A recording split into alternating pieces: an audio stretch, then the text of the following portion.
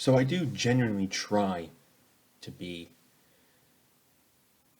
non-biased on these reviews, but it's extremely hard for me on the Square Enix conference because I love Square Enix. They've made or helped develop most of my favorite games, all of the Final Fantasy series and Life is Strange and Nier Automata and shit like that.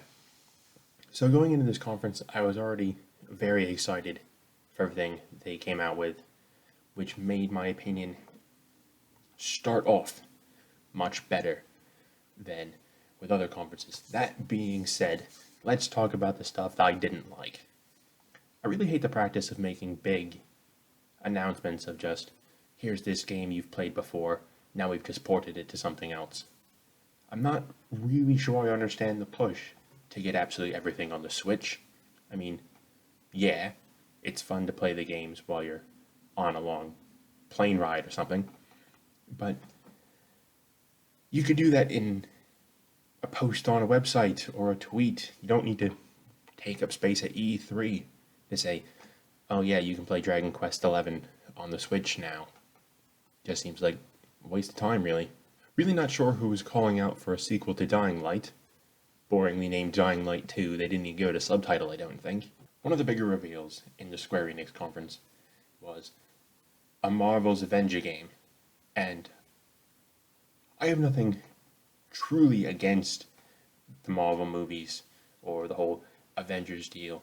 I just haven't seen the last 10. So as soon as that segment of the conference started, I popped off and made a pot of coffee. Because, yes, flying around like Iron Man and hand blasting people sounds really fun, but it just didn't grab me. And now to segments of the conference I did like.